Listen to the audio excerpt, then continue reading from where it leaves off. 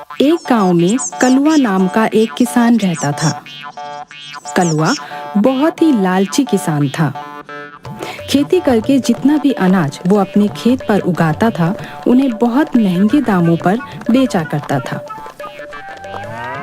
अनाज तैयार हो गए हैं, इन्हें रख देता हूँ। कुछ महीनों बाद मंडी जाकर बेचूंगा। हाँ। कुछ महीनों बाद कलुआ मंडी जाता है। ग्राहक उसके पास अनाज की बोरियां खरीदने आने लगते हैं। जो दाम मैंने कह दिया उससे 1 रुपए कम नहीं करूंगा। लेना हो तो लो, वरना जाओ। अरे भाई, कुछ तो कम करो। हैं? इतने पैसे तो पूरे बाजार में कोई नहीं लेता है भाई। हाँ तो जाओ, किसी और से ले लो। हैं? मैं तो इतने ही दाम पर बेचूंगा। तुम्हें पता है इस वक्त बाजार में ये अनाज किसी के पास नहीं, इसीलिए मनमाने दाम लगा रहे हो। वो सब मैं नहीं जानता। मैं जितना दाम बता रहा हूँ उसमें लेना हो तो लो, वरना जाओ। हाँ। बाजार में किसी और के पास अनाज न होने की वजह से सभी ग्राहक कलुआ को मुंह मांगी कीमत देकर अनाज खरीद रहे थे। शाम के वक्त कलुआ घर आता है। हे भगवान, आज बहुत थक गया। ग्राहक से बहस करके तो दिमाग ही खराब हो जाता है। तभी अंदर से कलुआ की पत्नी चंपा आती है। आ गए जी, लोगों को चूना लगाकर। हाँ चंपा, आज तो खूब कमाई हुई है। क्यों जी? आप जानबूझकर अनाज छुपा कर रखते हो, जब बाजार में वो अनाज खत्म हो जाता है तब लेकर जाते हो, है ना? और महंगे दामों पर बेचते हो। क्या आपको जरा भी बुरा नहीं लगता? अरे चंपा, इसमें बुरा क्या लगना है? इसमें ही तो मजा है। जितना दाम बोलो, ग्राहक उतना देने के लिए तैयार रहता है। सच में ऐसी कमाई से तो मैं बहुत खुश हूँ। नहीं जी, ये सही नहीं है। आपको ऐसा नहीं करना चाहिए। ईमानदारी से पैसे कमाइए और सही दाम पर अनाज बेचिए। सोचिए, आपको देखकर हमारे बच्चे क्या सीखेंगे? अरे तुम चुप करो। हैं? दिन भर अनाज बेचकर थक गया हूँ, हैं? और तुम अब मुझे ज्ञान दे रही हो। जाओ यहाँ से और मेरे लिए कुछ खाने को लेकर आओ। हाँ हाँ ठीक है, मैं जा रही हूँ, मगर मैं तो यही कहूँगी, ऐसे लोगों को ठगना बंद कीजिए। चंपा अंदर चली जाती है। हे भगवान, ये कैसी बीवी दे दी है तूने? हैं? पति का साथ देने के बदले ये तो मुझे ही ज्ञान देती है भाई। इसका कुछ नहीं हो सकता, मूर्ख कहीं की। कलुआ के पड़ोस में एक बुढ़िया रहती थी। वो बुढ़िया अकेले ही सारा काम करती थी। खेत पर बीज लगाती थी, कई महीनों तक फसल की देखभाल करती थी, और जब अनाज उग जाता था तब उसे बाजार ले जाकर बेचा भी करती थी। उसका बेटा उसे छोड़कर शहर चला गया था। एक दिन कलुआ की नजर उस बुढ़िया पर पड़ती है। वो बुढ़िया अनाज की बोरियां तैयार कर रही थी। चलो जरा इनके पास चलते हैं। कलुआ बुढ़िया के पास आता है। प्रणाम दादी जी, कैसी हैं? ठीक हूँ बेटा। इतनी उम्र हो गई है और आप अब भी अकेले इतना काम कर रही हैं। क्या करूं बेटा, जब तक भगवान शरीर चलाएगा तब तक तो काम करना ही पड़ेगा, वरना इस बुढ़िया को कौन खिलाएगा। अब आपका बेटा कभी आपसे मिलने नहीं आता? उसे कहाँ फुर्सत है जो वो मेरे पास आए। ये तो बहुत दुख की बात है। वैसे आपका बेटा नहीं आता तो क्या, मैं हूं ना आपका बेटा, मैं करूंगा आपकी मदद। क्या बेटा, मुझे कुछ समझ नहीं आया। अरे दादी जी, आप यहाँ अनाज उगाने का काम कीजिए। मैं बाजार जाकर आपके सभी अनाज को बेचकर आऊंगा, जिससे आपकी बहुत मदद हो जाएगी।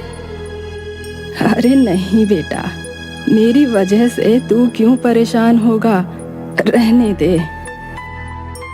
नहीं दादी जी, इसमें परेशानी जैसी कोई बात नहीं है। ये काम तो मैं आराम से कर दूंगा। वैसे भी मैं अपना अनाज बेचने तो बाजार जाता ही हूँ। अच्छा ठीक है, जैसा तू कहे। ठीक है दादी जी, मैं कल ही इस अनाज को बाजार ले जाकर बेच देता हूँ। कलुआ घर आ जाता है। जी, आज आप अम्मा जी के पास क्या करने गए थे? तू अपना काम कर, हैं? मुझ पर ध्यान देना बंद कर।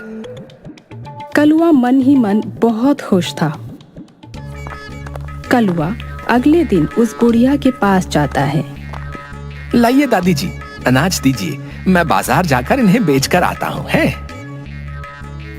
हाँ बेटा, ये लो। वाह, आज तो बहुत ही अच्छे दाम पर अनाज बिका है। शाम के वक्त कलुआ उदास होकर बुढ़िया के पास आता है।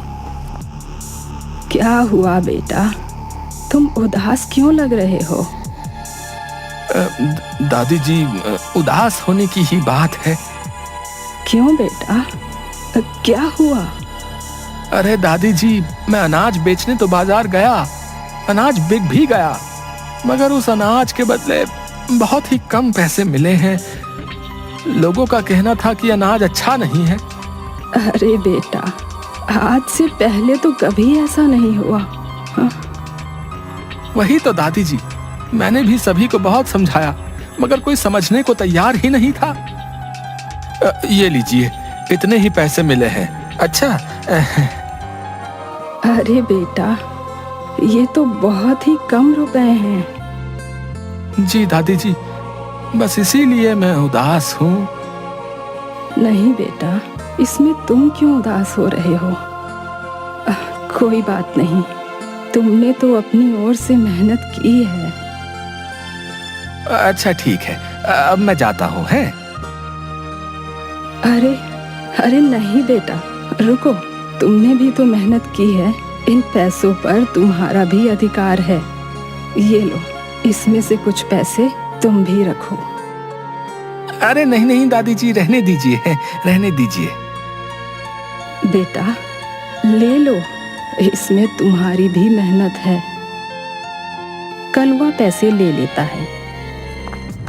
कलुआ खुशी से घर आता है और सोचता है, वाह, आज तो मजा ही आ गया, महंगे दाम पर अनाज बेचकर।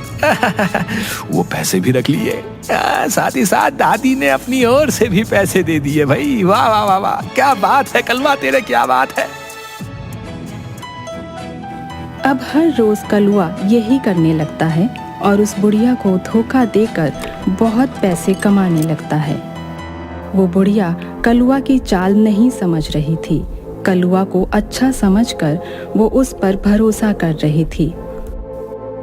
उसी बाजार में चंदू नाम का एक किसान भी अपने अनाज बेचने आया करता था।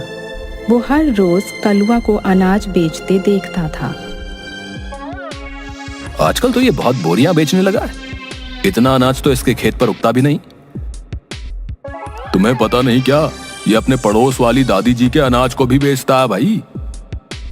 अच्छा, ऐसी बात है। चंदू बहुत अच्छा और ईमानदार इंसान था। वो सोचता है, ये कलवा तो एक नंबर का दुष्ट इंसान है। जरूर ये दादी जी को कम पैसे देता होगा और खुद ज्यादा पैसे रखता होगा। आज ही जाकर उनसे बात करता हूँ। चंदू उस बुढ़िया के पास आता है। प्रणाम दादी जी, सुना है आजकल कलवा आपके अनाज को बाजार ले जाकर बेचता है? हाँ बेटा, वो तो बहुत अच्छा है, मेरी मदद कर देता है। फिर तो आपकी अच्छी कमाई हो रही होगी। नहीं बेटा, दरअसल वो कहता है अनाज के दाम ज्यादा नहीं मिल रहे हैं, इसलिए बहुत कम ही रुपए मिल रहे हैं। अरे नहीं दादी जी, वो तो हर रोज अनाज को बहुत ही महंगे दामों पर बेचता है। अरे बेटा, ऐसा नहीं हो सकता। हाँ दादी जी, सच में, मैं भी बाजार में रहता हूँ और देखता हूँ वो अनाज बहुत ही महंगे दामों पर बेचता है। जब कलुआ शाम के वक्त बुढ़िया को पैसे देने आता है, तब बुढ़िया उससे कहती है, बेटा, आज अनाज से कितनी कमाई हुई? अरे दादी जी, आज भी वही हाल रहा, बहुत कम पैसे मिले हैं, बहुत कम। चंदू आया था, वो कह रहा था तुम बहुत महंगे दाम पर अनाज बेचते हो और मुझे कम बताते हो। क्या ये सच है? ये सुनकर कलुआ घबरा जाता है। अरे नहीं नहीं दादी जी, ये झूठ है। अगर ये झूठ है फिर तुम इतना घबरा क्यों रहे हो बेटा? मुझे तुमसे ये उम्मीद नहीं थी। मैंने तुम्हें अपना बेटा समझकर ये काम तुम्हें दिया था और तुमने मुझसे ही धोखा किया, वो भी इन चंद पैसों के लिए। देखना, एक दिन आएगा जब तुम्हारे पास लाखों करोड़ों रुपए होंगे, मगर वो रुपए तुम्हारे किसी काम नहीं आएंगे। अब चले जाओ यहाँ से। इस चंदू के बच्चे को तो मैं छोड़ूंगा नहीं। हाँ, मेरा अच्छा खासा काम बिगाड़ दिया। मैं कितने आराम से पैसे कमा रहा था। वो बुढ़िया वापस से खुद ही बाजार जाकर अनाज बेचने लगती है। कुछ साल बीत जाते हैं। कलुआ इसी तरह सबको ठग कर खूब कमाई करता था और तभी अचानक एक दिन वो बीमार पड़ जाता है। अरे चंपा, एक अच्छे डॉक्टर को बुलाओ भाई, जल्दी से जल्दी मुझे ठीक होना है। चंपा डॉक्टर को बुलाती है, मगर वो कलुआ का इलाज नहीं कर पाता है। अरे मेरे पास पैसों की कमी नहीं है चंपा, तुम बड़े से बड़े डॉक्टर को बुलाओ, मैं पैसे दूंगा, जाओ। बड़े से बड़े डॉक्टर को बुलाया जाता है, मगर कोई भी कलुआ का इलाज नहीं कर पाता है। अरे चंपा, मेरे पास बहुत पैसे हैं, तुम मुझे शहर लेकर चलो, मैं वहां जाकर अपना इलाज करवाऊंगा। शहर में कलुआ का इलाज करवाया जाता है, मगर वहां भी वो ठीक नहीं हो पाता है। कलुआ वापस गांव आ जाता है और इसी तरह बीमार पड़ा रहता है। हे भगवान, मुझे ठीक कर दीजिए। मेरे पास इतने पैसे हैं, मगर एक भी डॉक्टर मेरा इलाज नहीं कर पा रहा है। हे भगवान, कोई रास्ता दिखाएं।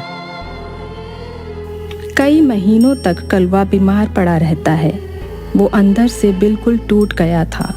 तभी कलुआ को दादी जी की बात याद आती है। दादी जी ने कहा था कि एक दिन आएगा जब मेरे पैसे भी काम नहीं आएंगे, और वो दिन आ गया। शायद मैंने सभी के साथ बहुत बुरा किया है, उसी की सजा भगवान मुझे दे रहा है। हे भगवान, मुझे माफ कर दो।